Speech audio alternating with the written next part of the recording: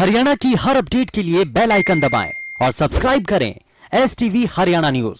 नमस्कार, आप देख रहे हैं हमारी खास पेशकश और मैं हूं आपके साथ शुभेंदु सिंह। देश भर के अंदर कोरोना संक्रमित मरीजों का आंकड़ा बढ़ रहा है और अब ये संख्या 33,000 के आंकड़े को पार कर चुकी है। स्वास्थ्य विभाग की ओर से गुरुवार सुबह जारी ताजा अपडेट के मुताबिक अब तक देश में कुल 33,000 से ज्यादा कोरोना मरीजों की पुष्टि हुई है। इसमें से 1,000 से ज्यादा लोगों की मौत हो चुकी है, जबकि 8,000 से ज्यादा लोग इस दौरान ठीक भी हुए हैं। कोरोना से सबसे ज्यादा प्रभावित महाराष्ट्र है। महाराष्ट्र के बाद गुजरात कोरोना से सबसे ज्यादा प्रभावित है। वहीं दिल्ली में अब तक 3,000 से ज्यादा मामले सामने आ चुके हैं। अगर हरियाणा की बात करें तो यहां भी मरीजों की संख्या 300 के पार है। प्रदेश के कई जिले कोरोना से प्रभावित हैं। इनमें मुख्यतः गुरुग्राम, फरीदाबाद, नूंह, सोनीपत है, जहां कोरोना के काफी ज्यादा मरीज हैं। हालांकि हरियाणा में रिकवरी रेट दूसरे राज्यों की अपेक्षा काफी अच्छा है। प्रदेश में 200 से ज्यादा मरीज अब तक ठीक हो चुके हैं।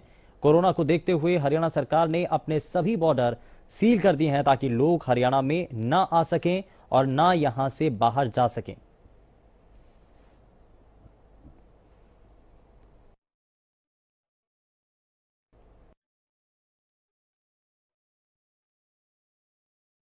तथ्य वो भी सामने आया है कि प्रदेश का साथ लगता हमारा राजधानी प्रदेश दिल्ली, वहां संख्या एक प्रकार से बढ़ रही है और उनकी गति बहुत तेज है। दिल्ली आने जाने वाले लोग हरियाणा से बहुत बड़ी संख्या में 4 जिले हमारे साथ लगते हैं। सोनीपत है, झज्जर है, गुरुग्राम है, फरीदाबाद है। ध्यान में आया कि पिछले 6 दिन में इन जिलों के अंदर 28 केस ऐसे आ गए हैं जो दिल्ली के कर्मचारी अथवा उनके परिवार के लोग या उनके मिलने जुलने वाले लोग, एक बड़ी संख्या जुड़ गई है, जिसका हमको बहुत सावधानी पूर्वक मुकाबला भी करना है। हमने कठोर निर्णय लिया है कि दिल्ली के साथ अपने जितने बॉर्डर्स हैं उनके ऊपर सख्ती की जाए, और यह सख्ती बॉर्डर इसलिए करनी पड़ रही है कि यदि हम न करें तो वास्तव में जो हमारा उद्देश्य है वो उद्देश्य है कि कोरोना को आगे बढ़ने से रोका जाए। हम कोरोना को लड़ने के लिए इसको रोक रहे हैं, हम कोरोना से डर नहीं रहे हैं। लेकिन जब लड़ाई लड़नी है तो कितनी सहानुभूति हमारी अपने बंधुओं के साथ हो, लेकिन हमें सख्ती करनी पड़ेगी।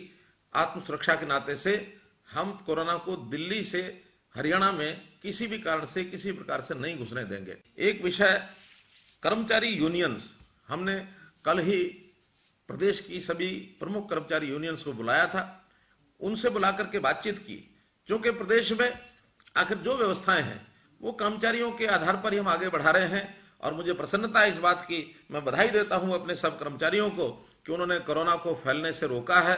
सभी विभाग, चाहे वो स्वास्थ्य विभाग हो, पुलिस विभाग हो, सफाई कर्मचारी हो, ये सब लोग हमारे इस काम में एक प्रकार से सारी व्यवस्थाओं को लागू करने में, सूचनाओं का पालन कराने में लगे हुए हैं। पता है कि हमारा जो दूसरा चरण है उद्योग खोलने का, उसके अंदर अधिक से अधिक खोले जाएंगे उद्योग। इसके बाद जहां कहीं कोरोना के केसेस ज्यादा हैं वो तीसरे चरण में 3 मई के बाद उनको और छूट दी जाएगी। उस समय तक हमारी सब गति इस प्रकार की ध्यान में आएगी कि किस गति से हम कोरोना से लड़ाई लड़ रहे हैं और कोरोना को हम रोक पा रहे हैं, तो निश्चित रूप से इसको हम खोलेंगे।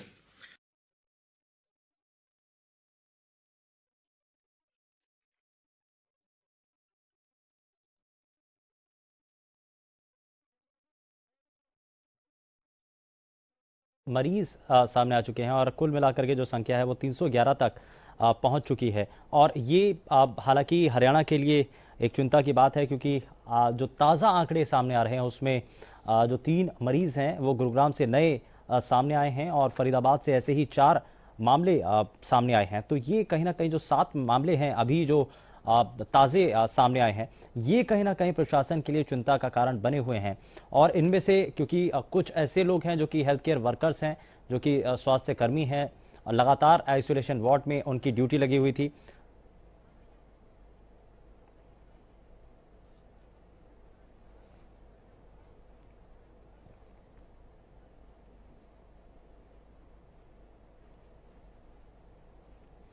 चलिए, तो ये देश भर के अंदर कोरोना मरीजों का जो आंकड़ा है वो हम आपको लगातार दिखा रहे हैं, तस्वीरें भी आपको दिखा रहे हैं। और चलिए जरा इन सभी चीजों को समझने की कोशिश करते हैं, क्योंकि बीते 24 घंटों में अब 1718 नए मामले सामने आए हैं, 67 लोगों की मौत हो चुकी है। तो ऐसे में ये मसला जो है बेहद गंभीर होता चला जा रहा है। और लॉकडाउन की अवधि जैसे जैसे नजदीक आ रही है, अब सवाल ये आ रहा है कि क्या नए सिरे से एक बार फिर से लॉकडाउन को आगे बढ़ाया जाएगा। इसको लेकर के दो खास मेहमान इस वक्त हमारे साथ कार्यक्रम में जुड़ चुके हैं। डॉक्टर अजय गुप्ता इस वक्त हमारे साथ कार्यक्रम में, बहुत स्वागत है डॉक्टर अजय आपका।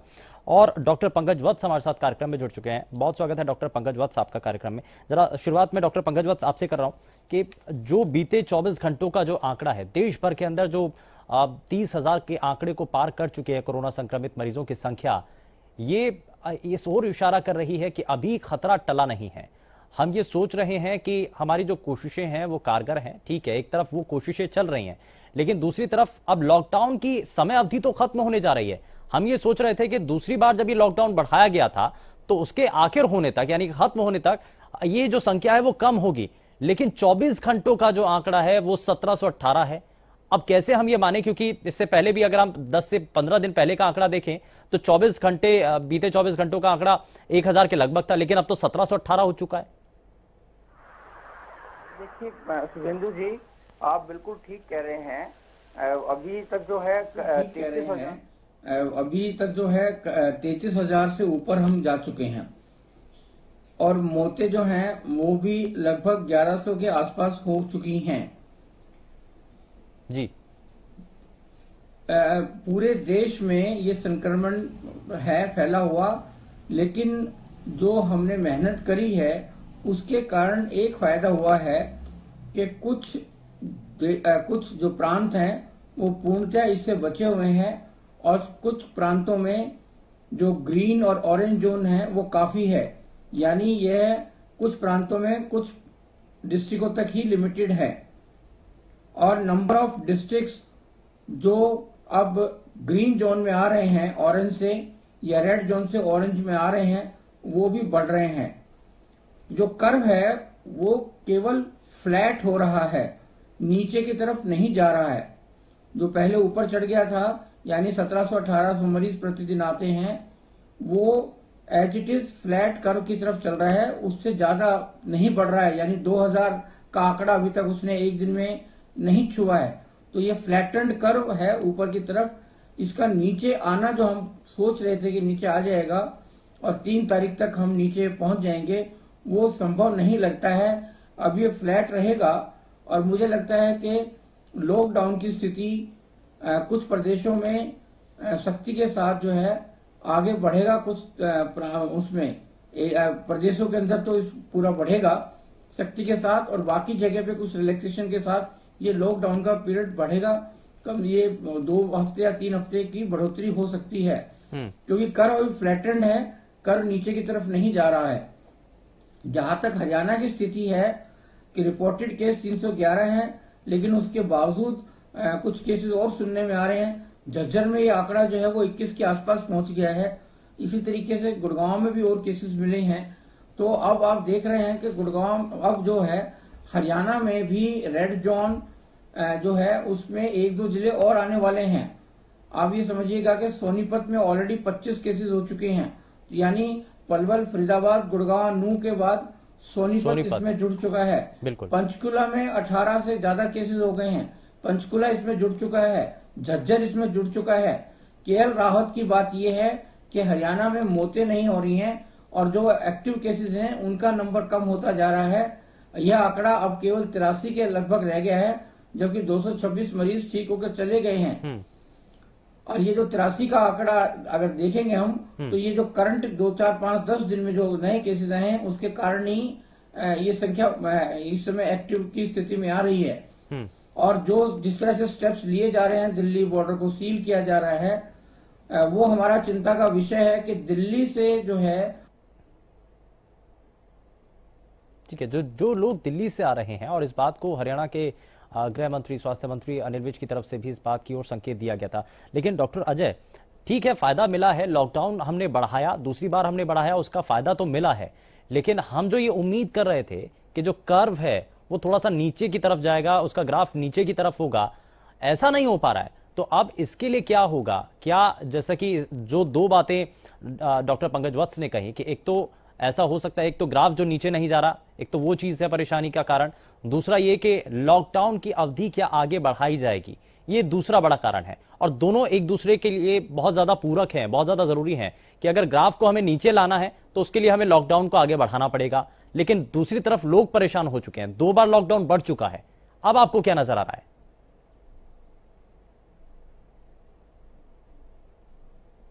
शायद 28,000 के आसपास केसेस आ चुके हैं पॉजिटिव। तो हम ये एक रोज डेटा देखते हैं कि कभी 1700 केसेस, 1500, कभी 1700, 1800 केसेस 24 घंटे में बढ़ते जा रहे हैं जी। अब जो समय, देखिए आपने बिल्कुल ठीक कहा कि हम दूसरे चरण के लॉकडाउन का समय अभी 72 घंटे में खत्म हो जाएगा, 3 मई था। और ये तो डेफिनेट है, ये तो निश्चित है कि ये लॉकडाउन और बढ़ाना पड़ेगा। अब अगर आपको देखना है पूरे हिंदुस्तान की कोविड-19 की स्थिति, तो ये जो 7 राज्य हैं, महाराष्ट्र, गुजरात, दिल्ली, राजस्थान, मध्य प्रदेश, उत्तर प्रदेश और तमिलनाडु, ये जो 7 राज्य हैं, ये अकेले कितने केसेस कंट्रीब्यूट कर रहे हैं? 20-22 हजार केसेस अकेले ये कंट्रीब्यूट कर रहे हैं शुभेंदु जी।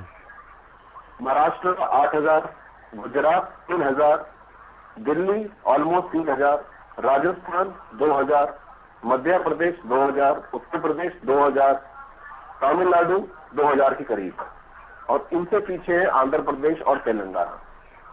अब आप ये स्थिति देखिए कि ये जो राज्य हैं, इनमें केस कम नहीं हो रहे हैं। जब इन पे कंट्रोल आएगा, इन राज्यों पे कंट्रोल आएगा शुभेंदु जी, तभी वो जो लेकिन यही चीज है डॉक्टर अजय, हम इसी चीज की तुलना हम हरियाणा प्रदेश की बाकी राज्यों से भी कर रहे हैं। बीते रोज में हमने इसी बात को लेकर के चर्चा की थी। लेकिन कमी क्या है? प्रशासन तो पूरी तरीके से कोशिश कर रहा है और हर राज्य सरकार ये चाहती है कि उनके राज्य के अंदर ये जो संक्रमित मरीजों की संख्या है वो बढ़े ना। स्ट्रैटेजी के अंदर कमी आ रही है या कोई और दूसरा कारण है? क्योंकि ये इससे पहले भी हम इस बात को लेकर के चर्चा भी कर रहे थे कि ये जो अलग अलग तरीके के जो कोरोना के रूप हैं वो कई जगहों पर ज्यादा घातक हैं, कई जगहों पर थोड़े से कमजोर हैं। देखिए शुभेंदु जी, ऐसा है कि महाराष्ट्र, अगर आप महाराष्ट्र की बात करेंगे तो आप 24 मार्च से ले तक अब आप देख लीजिए 30 अप्रैल हो गया है, एक महीना और एक हफ्ता ऊपर हो गया, महाराष्ट्र 1 नंबर पे बना हुआ है।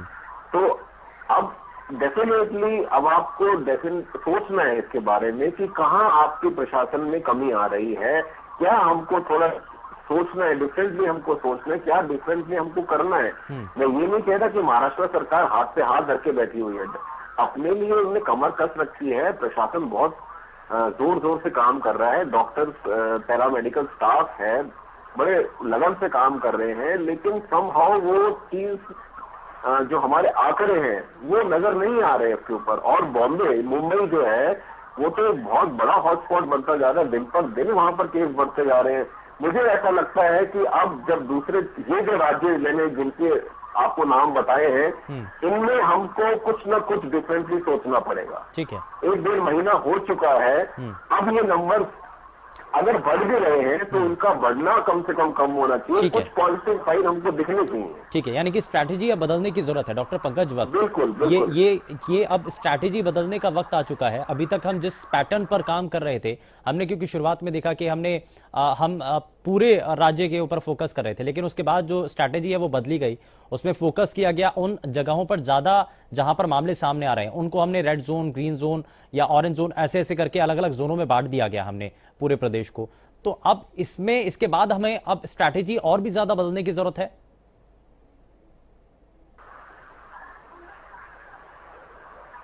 पंकज जी,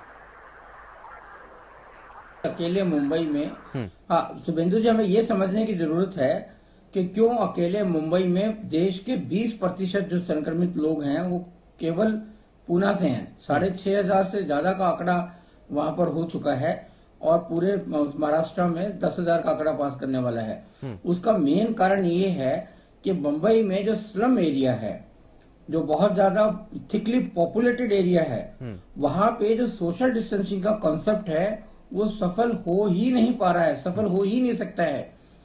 जो वहां पर स्लम एरिया है वो इतना थिकली पॉपुलेटेड है, एक एक झोपड़ी में 8-8, 10-10 लोग रह रहे हैं। कई इस तरह के मीडिया में आप पिक्चर्स भी देख रहे हैं। तो वहां सोशल डिस्टेंसिंग का कॉन्सेप्ट एग्जिस्ट कर ही नहीं रहा है। यही कारण है। इसके बारे में अगर वहां की प्रदेश सरकार या वहां का एडमिनिस्ट्रेशन कुछ सोच पाए तो देखेगा, क्योंकि आज की तारीख में तो मुझे नहीं लगता कि कोई और मेथड उन्होंने या कोई और इस तरह का तरीका है कि किसी तरीके से उनकी सोशल डिस्टेंसिंग के लिए उनको उस जगह से इवैक्यूएट करा के कहीं अलग जगह, बड़े जगह पे उनको ले जाया जा सके, तब संभव है। अदरवाइज ये थिकली पॉपुलेटेड रहेगा और संक्रमण अगर पहुंच गया है तो ये आइडेंटिफाई होते रहेंगे, ठीक होते रहेंगे केसेस, और इस तरह से बढ़ता रहेगा ये। आप महाराष्ट्र में देखिए, आप पूना में इतने स्लम एरिया नहीं है, तो वहां पर ये आंकड़ा 1100-1200 के आसपास है, और बाकी जगह पे कहीं 800, कहीं 200, कहीं 400, ऐसा ही पूरे महाराष्ट्र में है। इस बात को जरा आगे भी कंटिन्यू करेंगे। और सवाल भी यही है कि ये जो जहां सघन इलाका है वहां पर ये ज्यादा संक्रमितों की संख्या बढ़ रही है, तो इसके लिए स्ट्रैटेजी क्या अलग होनी चाहिए, वहां पर क्या नीति अपनानी चाहिए? और अब क्योंकि बाकी राज्यों में भी जहां पर अभी भी संक्रमित मरीजों की संख्या रुक नहीं रही है, वहां पर लगातार बढ़ रही है, तो अब क्या और करना चाहिए जिसकी वजह से अब इसको हम कुछ हद तक कम कर सकते? ब्रेक के बाद आप सभी का स्वागत है और जरा जल्दी से आगे बढ़ते हैं। और हमारे साथ पंकज वत्स जी लगातार कार्यक्रम में बने हुए हैं, जरा उनका रुख कर लेते हैं। पंकज जी, ब्रेक पर जाने से पहले हम इसी बात को लेकर के बात कर रहे थे, चर्चा कर रहे थे कि स्ट्रैटेजी अब बदलने की जरूरत आ चुकी है क्या?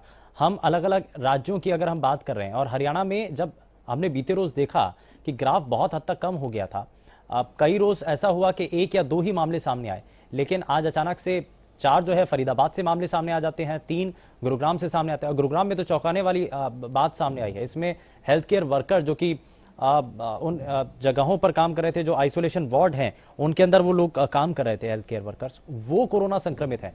ये अब कहीं ना कहीं हमें अपने जो हेल्थ केयर वर्कर्स हैं उनकी सुरक्षा के लिए भी खास तौर पर ध्यान रखना होगा।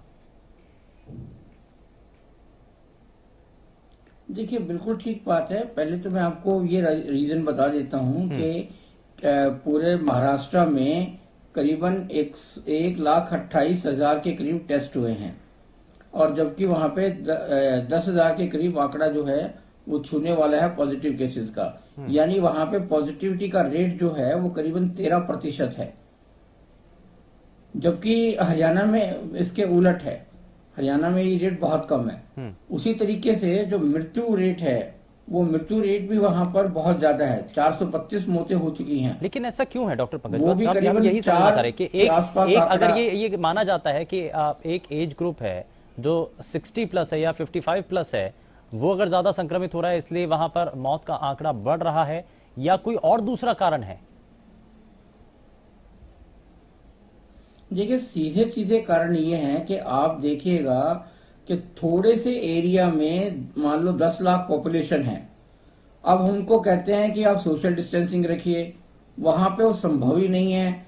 उसके बाद हम कहते हैं आप घर से बाहर मत रखिए, तो अगर अंदर बैठेंगे तो वो एक दूसरे के साथ सटके ही बैठ सकते हैं। अगर बाहर भी निकलेंगे तो इतनी संकरी गलियां हैं कि वहां पर भी एक दूसरे के साथ रहेंगे। उनको एक ही जगह पर हमने छोड़ दिया है।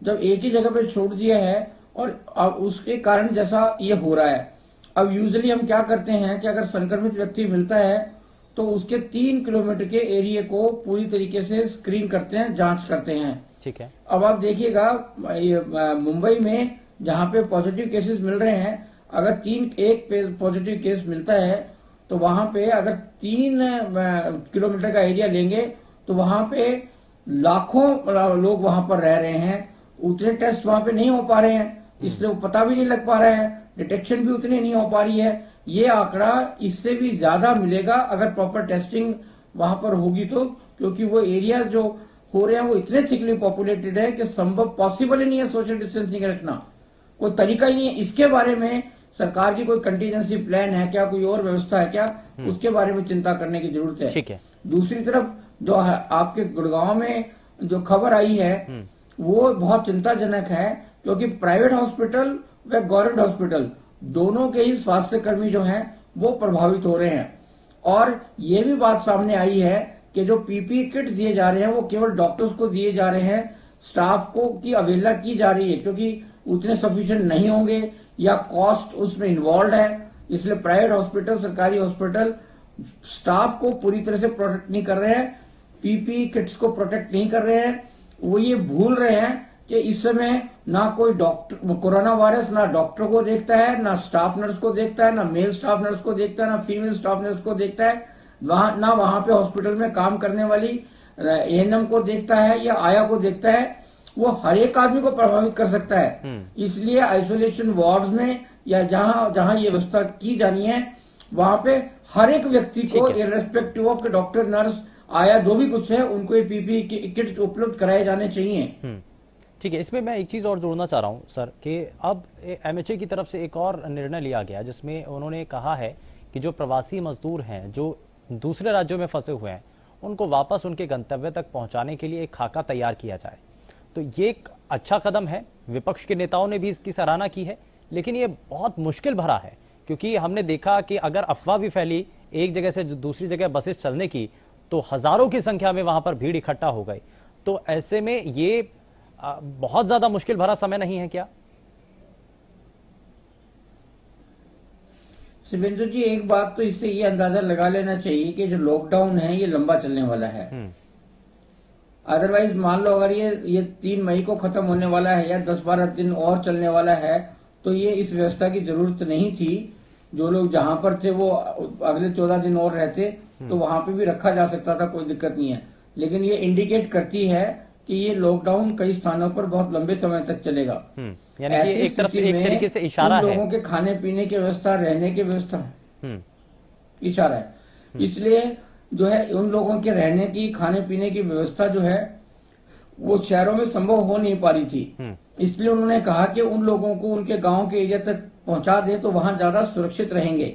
लेकिन सरकार ने यह भी फैसला किया है कि ऐसे लोगों को जब शिफ्ट करेंगे तो वो उससे पहले उसकी जांच होगी, जांच करने के बाद ही उनको शिफ्ट किया जाएगा और अपने स्थान पर जाने के बाद 14 नहीं 28 दिन के लिए क्वारंटाइन रहना पड़ेगा।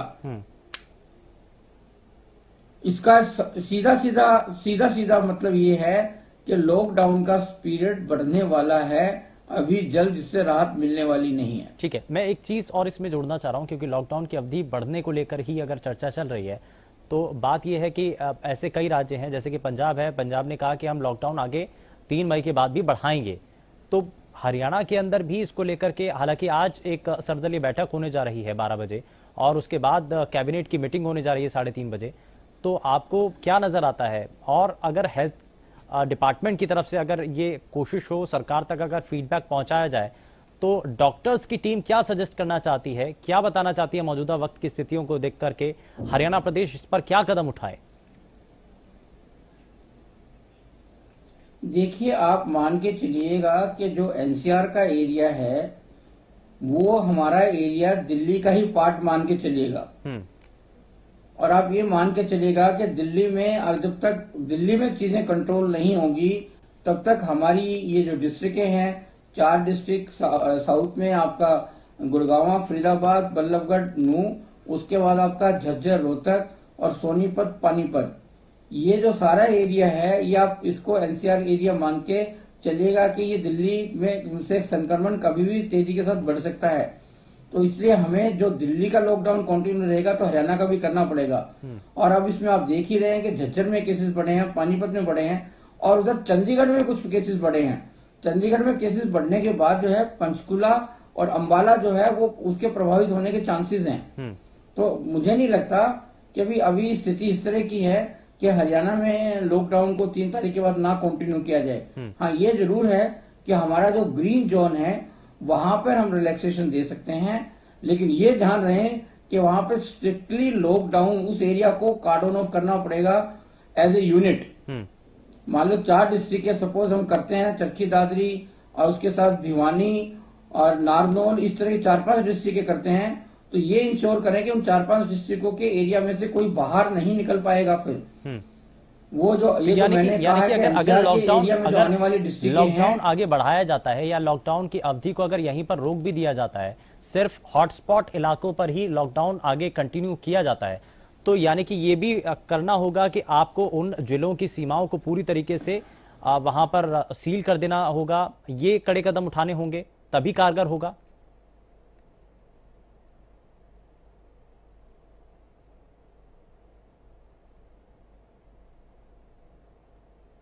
पंकज जी मुझे सुन पा रहे एरिया हैं से। जी? हाँ, और एक हमें करना पड़ेगा दिल्ली को सील करना पड़ेगा, और एक आपको करना पड़ेगा एनसीआर की जो सीमा है।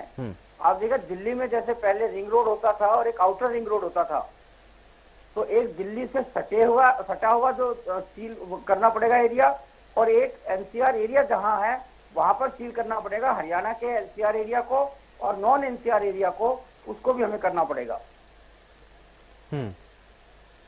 यानी कि ये कोशिश करनी होगी, और ये कहीं ना कहीं ऐसी तस्वीरें हैं जो ये बताती हैं, बार बार इस ओर इशारा करती हैं कि चीजें ठीक नहीं हैं, और यही बात बार बार कही जा रही है कि इन चीजों को बेहतर करना होगा और इनको सुधारना होगा, इन चीजों को ठीक करना होगा, और इसीलिए बार बार इस ओर इशारा किया जा रहा है। ये बताया जा रहा है कि चीजें ठीक नहीं हैं, और इसीलिए प्रदेश की सरकार जो है लगातार कोशिश कर रही है कि हॉटस्पॉट इलाके हैं उन पर ज्यादा फोकस करना होगा। और यहाँ एक बार फिर से जरा मैं पंकज वत्सी, अगर लॉकडाउन की अवधि बढ़ती है, हम इस बात को लेकर के बार बार ये मान करके चल रहे हैं कि हो सकता है कि लॉकडाउन इसमें बढ़ाने के ऊपर विचार किया जाए, और ज्यादातर कोशिश यहाँ सरकार की भी यही होगी कि अभी फिलहाल छूट ना दी जाए, सख्ती और ज्यादा बढ़ती जाए। तो कितने समय के लिए अभी ये लॉकडाउन की अवधि बढ़ाई जानी चाहिए या बढ़ाई जा सकती है? देखिए शुभेंदु जी, पहले बात तो एक बात ये समझ लेगा कि हॉटस्पॉट बनने में समय नहीं लगता। आप देख रहे हैं कि आपके चैनल के माध्यम से मैंने बहुत दिन पहले वार्निंग दे दी थी, लेकिन आप देख रहे हैं कि अचानक सोनीपत में ये हॉटस्पॉट बनना शुरू हुआ, और आज आंकड़ा 25-30 के करीब है। बिल्कुल। झज्जर में पूरा समय कोई केस नहीं आया था, जब एक केस रिपोर्ट हुआ तो उसके बाद 6 और आज 27 का आंकड़ा है। तो हॉटस्पॉट बनने में कोई समय नहीं लगेगा अगर यहाँ पर हमने इसके बारे में कार्रवाई नहीं की तो। ये हमें तुरंत इसके बारे में कार्रवाई करनी पड़ेगी, और मुझे लगता है कि 3 हफ्ते का ये और पीरियड बढ़ने वाला है।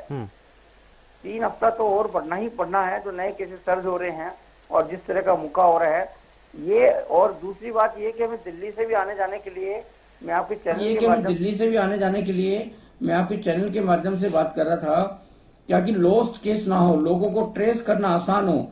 इसलिए जैसे एयरपोर्ट पर स्क्रीनिंग की थी हमने शुरू में, और वहां पे इंफॉर्मेशन रखी हमने, वहां पे फॉर्म भरवाते थे, कहां से आए, कहां जाएंगे, कहां रहेंगे, और उसके बाद कंसर्न एडमिनिस्ट्रेशन को वहां पर सूचना दी जाती थी और वो उसको सुपरविजन में रखते थे। इसी तरह की व्यवस्था जो है वो हरियाणा सरकार को भी करनी पड़ेगी। जो बॉर्डर्स हैं, बॉर्डर्स पर ही इस तरह की स्क्रीनिंग स्टार्ट करनी पड़ेगी। दूसरा ये है कि दिल्ली में काम करने वालों, जो हरियाणा के लोग हैं, उनको ये हिदायत दी जाएगी कि वो दिल्ली में ही रहने का इंतजाम करे, दिल्ली सरकार उनका वहां पे इंतजाम करे, और जो दिल्ली के लोग हरियाणा में काम कर रहे हैं उनको हरियाणा में आने के बाद वो उनमें हरियाणा में उनके रहने की व्यवस्था करे। इस तरह का भी कोऑर्डिनेशन दोनों प्रांतों को बनाना पड़ेगा।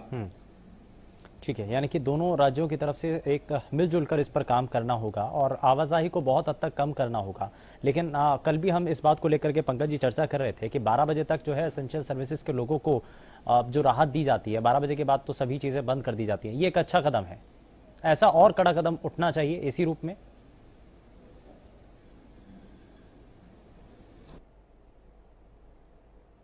आपका जो आजादपुर मार्केट है, तो पूरे देश से पहले वहां पे सब्जियां और फल आदि आते हैं, उसके बाद वहां से फिर डिफरेंट एनसीआर के एरिया में जाते हैं, तो इससे भी संक्रमण बढ़ने के बहुत चांसेस हैं। और वहां पे आप देख रहे हैं कि पहले एक केस रिपोर्ट हुआ और उसके बाद वहां पे बहुत सारे केस रिपोर्ट हुए। और आप ये देखिएगा कि बहुत सारे ऐसे लोग हैं जिनको हम नहीं ढूंढ पाए हैं और जो कैरियर के नाते समाज में जा चुके हैं। ऐसी स्थिति को अवॉइड करने के लिए, जैसे मान लो बाहर से कई सब्जियां आ रही हैं, फल आ रहे हैं, तो उसकी व्यवस्था ये होनी चाहिए कि उसको दिल्ली में घुसे बगैर एनसीआर के एरिया में सीधे सीधे वो सामान पहुंचाया जा सके। आप ये देखिएगा, इस समय स्वार्थ छोड़ना होगा लोगों को, क्योंकि वो सीधा पहले वो मंडी में जाएगा और आजादपुर मंडी में जाएगा और फिर एनसीआर के एरिया में जाएगा। इसकी बजाय अल्टरनेट व्यवस्था करने की जरूरत है। नॉर्थर्न और साउदर्न पेरिफेरल सड़कें, हाईवे बन चुके हैं, इसलिए बाहर से जो आने वाला है सामान है वो सीधे सीधे प्रांतों में जा सकता है। ठीक है, मैं लेकिन इसमें एक चीज और जोड़ना चाह रहा हूँ यहाँ डॉक्टर पंकज वत्सी, कि अगर जो लोग घर पे हैं वो ये सोच रहे हैं कि वो किसी भी तरीके से बाहर आवाजाही कर नहीं रहे हैं, लॉकडाउन के नियमों का पालन कर रहे हैं, लेकिन वो सब्जी तो ले ही रहे हैं, दूध लेने के लिए घर से बाहर निकलते हैं या फिर किसी से भी दूध जो है सप्लाई उनके घर तक पहुंच रही है। तो अब ऐसे में उन लोगों के लिए किस रूप में खतरा नजर आता है? क्योंकि वो लोग भी समझ रहे हैं कि बाहर से सब्जी तो हम खरीद ही रहे हैं, बाहर से हम सामान तो खरीद ही रहे हैं, जरूरत का सामान तो हमें लेने जाना बाहर पड़ता ही है, तो उनको किस रूप में खतरा हो सकता है?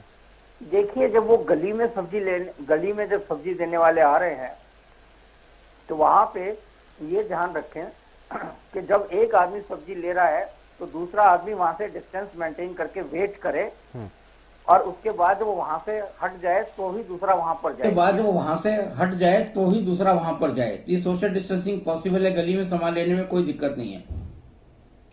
तीसरा ये है कि वो मास्क लगा के जाए, और वहां पर भी जो भी वो आता है, रेडी आती है, ऑटो आता है, कुछ और आता है, तो जिधर वो सब्जी बेचने वाला खड़ा है उसके दूसरी साइड में जाकर खड़े होकर उस सामान को लें। तीसरा ये है कि वो पैसों का इस तरह की व्यवस्था करें कि उसको करेंसी एक्सचेंज करने की जरूरत ना पड़े, खुले पैसे और खुला छुटकर इस तरीके से रखे तो मान लो उसको 65 रुपए देने तो 65 रुपए देने की स्थिति में हो, इस तरह की व्यवस्था करें। पुरानी गुल्लके, पुराने सिक्के निकाल लीजिएगा इस समय। ठीक है। और तीसरी बात यह है कि जब सामान उससे ले लेते हैं तो सीधा उसको ले जाकर आप सब्जियों को सीधा जहां आप धो सकते हैं उनको धोने के लिए या पानी में डालकर थोड़ा सा, अगर इस तरह की सब्जियां जो खराब नहीं हो सकते तो कोई ना कोई उसमें एंटीसेप्टिक डाल के उनको कुछ देर के बाद उनको धोइएगा।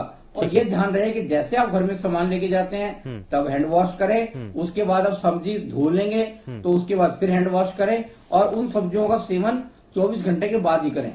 ठीक है, चलिए अभी एक छोटे से ब्रेक का वक्त हो चुका है, लेकिन अब जरा हम इस बात को भी अपने दर्शकों तक एक बार फिर से पहुंचाएंगे। हालांकि हम इससे पहले भी कई बार बता चुके हैं कि लॉकडाउन के इस समय में आपको घर पे रह करके किन बातों का ध्यान रखना है, अपने हाथों को कैसे साफ रखना है, अपने आप को कैसे सुरक्षित रखना है। ब्रेक के उस पार, ब्रेक के बाद आप सभी का स्वागत है। और पंकज वत्स जो हमारे साथ कार्यक्रम में लगातार बने हुए हैं, खास मेहमान, उनका रुख करें, लेकिन उससे पहले हमारे साथ हमारे संवाददाता राजा पटेल फरीदाबाद से सीधे जुड़ चुके हैं, जरा उनका रुख कर लेते हैं। राजा, सबसे पहले अभी तक की अपडेट फरीदाबाद से अभी क्या जानकारी मिल रही है? और जो अभी तक की अपडेट मिल रही थी उसके मुताबिक 4 नए मामले सामने आए हैं फरीदाबाद से, क्या और जानकारी है? जी बिल्कुल, देखिए सुमेंद्र, मैं आपको बता दूं कि फरीदाबाद की बात करें, हालांकि स्वास्थ्य विभाग की तरफ से अभी तक पुष्टि नहीं की गई है, पर जो नए 4 मामले आए हैं उसकी कहीं ना कहीं मॉनिटरिंग स्वास्थ्य विभाग कर रहा है। उसके बाद अब से 1 घंटे बाद कहीं ना कहीं स्वास्थ्य विभाग की टीम हेल्थ बुलेटिन जारी करेगी, उसके बाद ही कंफर्म हो पाएगा कि वाकई में जिस तरीके से जो मामले पिछले घटते हुए नजर आ रहे थे, कोरोना मुक्त फरीदाबाद होता हुआ नजर आ रहा था, पर जिस तरीके से जो 4 मामले आए हैं वो निजी जो लैब है उनके मामले हैं, पर स्वास्थ्य विभाग इसकी पुष्टि अभी तक नहीं कर रहा है। उन्होंने साफ तौर पर यही कहा है कि 1 घंटे बाद जिस तरीके से हेल्थ बुलेटिन सरकार की तरफ से जारी किया जाएगा उसके बाद ही इन मामलों की पुष्टि की जाएगी। जी सुबेन, तो क्या इसमें इंतजार इस बात का हो रहा है कि निजी लैब से ये टेस्ट किए गए हैं, इसलिए एक बार फिर से कंफर्म कर लिया जाए? क्योंकि पहले देखा गया था कि निजी लैब के अंदर जो टेस्ट किया गया था वो गलत निकला हुआ था, और इसलिए सवाल भी उस वक्त उठा था कि निजी लैब में यदि टेस्ट किया जाता है तो क्या निजी लैब से टेस्ट करवाना ठीक भी है कि नहीं? क्या इंतजार इस बात का है सर?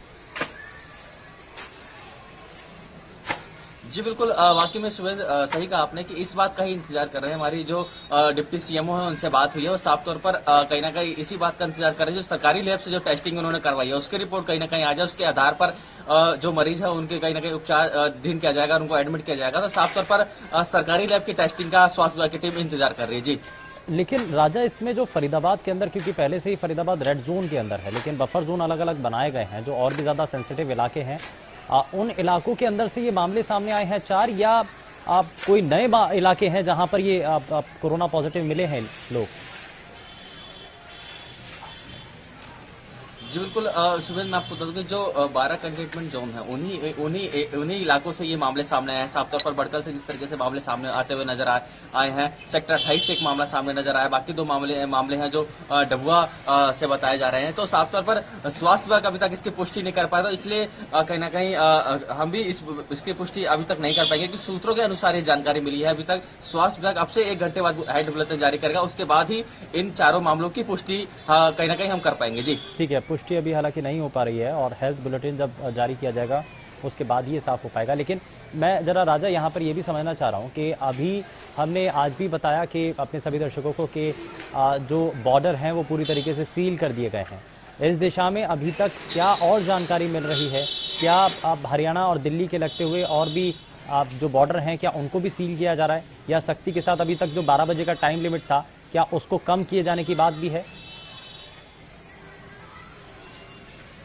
जी बिल्कुल, देखिए सख्ती साफ तौर पर सुबह में देखी जा रही है। मैं आपको बता दूं कि आज जिस तरीके से हम ग्राउंड जीरो पर थे, गुरुग्राम सोहना और टू बल्लमगढ़ जो रोड है, उस रोड पर बहुत ज्यादा सख्ती देखी जा रही है। साफ तौर पर जो सोहना और गुरुग्राम से जो वाहन आ रहे हैं उन लोगों को कहीं ना कहीं वापस भेजा जा रहा है। जो इमरजेंसी सेवाएं हैं, जो इमरजेंसी के लिए कहीं ना कहीं हॉस्पिटल जा रहे हैं, हालांकि उन लोगों को छूट दी जा रही है, पर साफ तौर पर पूरी तरीके से चारों तरफ फरीदाबाद में सख्ती देखी जा रही है, क्योंकि जिस तरीके से कहीं ना कहीं सरकार गंभीर नजर आ रही है। साफ तौर पर जिस तरीके से जो अधिकारी हैं वो भी यही कह रहे हैं कि जो लोग ट्रेवल कर रहे हैं उनकी वजह से कहीं ना कहीं मामले फरीदाबाद में सामने आ रहे हैं, तो उसको लेकर अब बिल्कुल भी कोताही सरकार की तरफ से, अधिकारियों की तरफ से बर्दाश्त नहीं की जाएगी। साफ तौर पर बदरपुर बॉर्डर की बात करें, ग्रेटर नोएडा से फरीदाबाद आने वाले रूट की बात करें, या फिर गुरुग्राम सोना होते हुए बल्लमगढ़ और फरीदाबाद के रूट की बात करें, तो साफ तौर पर सुबह से ही सख्ती यहाँ पर देखी जा रही है। जी सुबह। लेकिन इस बीच क्योंकि लॉकडाउन की जो दूसरा लॉकडाउन किया गया 3 मई तक की जो समय अवधि है, जैसे जैसे हम उसके नजदीक पहुंचते जा रहे हैं, क्या राजा लोगों के अंदर इस बात को लेकर के क्या चर्चा चल रही है कि लॉकडाउन आगे बढ़ाया जाना चाहिए या नहीं? क्योंकि जब इससे पहले जब दूसरा लॉकडाउन होने जा रहा था तो उस वक्त भी लोगों की तरफ से कहा गया था कि ठीक है, महामारी है, बहुत खतरनाक वायरस है, तो इसलिए लॉकडाउन आगे बढ़ाया जाना चाहिए। लेकिन अब लोग क्या कह रहे हैं, लॉकडाउन आगे बढ़ाना ठीक रहेगा या फिर अभी कुछ हद तक रियायत दी जानी चाहिए? लोग इस पर क्या कह रहे हैं? जी बिल्कुल, देखिए लोगों की निगाह जो है प्रदेश सरकार पर टिकी हुई है, क्योंकि फरीदाबाद की बात करें, जिस तरीके से मामले काफी घटते हुए नजर आए, हालांकि जो सूत्रों के अनुसार जो 4 मामले हैं, इसके बाद कहीं ना कहीं मामले फरीदाबाद में जरूर बढ़ेंगे, पर जिस तरीके से पहले ही पलवल कोरोना मुक्त हो चुका है और उसके बाद फरीदाबाद भी कोरोना मुक्त होने जा रहा था, जिस तरीके से हम बात करें, तो सुबह लोगों में भी काफी खुशी की लहर है और साफ तौर पर लोग भी काफी ज्यादा नजर फरीदाबाद के लोग जागरूक नजर आ रहे हैं, और साफ तौर पर लोग भी यही चाहते हैं कि थोड़ी बहुत रिहाई तो फरीदाबाद में मिलनी चाहिए, क्योंकि जिस तरीके से रेड जोन में फरीदाबाद था, कहीं ना कहीं जो अलग अलग कंटेनमेंट जोन बनाए गए हैं, तो कहीं ना कहीं वहां पर जो लोग हैं काफी ज्यादा घर में जिस तरीके से बंद है, पुलिस काफी ज्यादा सख्त नजर आ रही है, तो लोगों में यही है कि थोड़ी बहुत रियायत कहीं ना कहीं फरीदाबाद में देखने को मिलेगी 3 तारीख के बाद, जो क्योंकि फरीदाबाद के लोग जागरूक है और जिस तरीके से जो मामले लगातार कम कहीं ना कहीं होते हुए नजर आ रहे हैं, स्वास्थ्य विभाग की टीम काफी एक्टिव फरीदाबाद में नजर आ रही है, तो लोगों को यही उम्मीद है कि 3 तारीख के बाद फरीदाबाद में कुछ अलग देखने को मिलेगा। जी सुबह। ठीक है, यानी कि 3 तारीख के बाद फरीदाबाद के अंदर कुछ तस्वीरें बदल सकेंगी, ये लोगों को उम्मीदें हैं। हालांकि रेड जोन के अंदर अभी फिलहाल फरीदाबाद है, लेकिन जिस रूप में अभी मामले फिलहाल 4 जो नए सामने आए हैं, हालांकि हेल्थ बुलेटिन जारी होने के बाद पूरी तरीके से स्थिति साफ होगी कि क्या वो मामले हैं या नहीं हैं, क्योंकि निजी लैब के द्वारा अभी फिलहाल जो टेस्ट हुआ था उसमें वो 4 मामले सामने आए थे। लेकिन राजा, मैं जरा आखिरी सवाल आपसे करना चाह रहा हूँ, लॉकडाउन पालन हो रहा है फरीदाबाद के अंदर, किस रूप में हो रहा है? सख्ती अब क्योंकि बहुत ज्यादा नजदीक है, हम सख्ती बढ़ती जा रही है प्रशासन के द्वारा? जी बिल्कुल, वाकई में सुबह मैं आपको बता दूं कि पहले से ही लोग शुरू से ही जिस तरीके से ये महामारी पूरे देश में फैली है, फरीदाबाद के लोग शुरू से ही जागरूक नजर आए हैं। हालांकि कुछ ऐसे लोग हैं जैसे ग्रामीण एरिया हैं या फिर बल्लमगढ़ विधानसभा की बात करें, कुछ ऐसे स्लम्स एरिया हैं जहां पर लोग कहीं ना कहीं बेवजह घर से बाहर निकल रहे थे, पर पुलिस की सख्ती बहुत ज्यादा फरीदाबाद में नजर आ रही है। साफ तौर पर कहीं ना कहीं की पुलिस पूरी तरीके से चाक चौबंद 24 घंटे फरीदाबाद में नजर आ रही है और लॉकडाउन का पालन करवाने के लिए पुलिस फरीदाबाद में कहीं ना कहीं ड्रोन का सहारा ले रही है, पीसीआर राइडर्स कहीं ना कहीं घूम रहे हैं और साफ तौर पर लॉकडाउन पूरी तरीके से पुलिस ने फरीदाबाद को पालन करवाते हुए नजर आ रही है। जी सुबह। चलिए, बहुत शुक्रिया राजा इस पर जानकारी देने के लिए। तो ये अहम जानकारी और महत्वपूर्ण जानकारी जो कि हमारे संवाददाता राजा पटेल दे रहे थे, और जो हमारे साथ खास मेहमान कार्यक्रम में जुड़े उनका भी बहुत शुक्रिया कार्यक्रम में जुड़ने के लिए। लेकिन यहाँ पर हमारी कोशिश यही है कि लगातार हम आपको जागरूक करते रहें, आप तक पल पल की जानकारी पहुंचाते रहें और प्रदेश के अलग अलग हिस्सों में क्या स्थिति बनी हुई है और प्रदेश सरकार क्या कदम उठा रही है वो आप तक पहुंचाना, जानकारी आप तक देना, ये हमारा कर्तव्य है जिसको हम निभा रहे हैं। फिलहाल के लिए बस उतना ही। नमस्कार।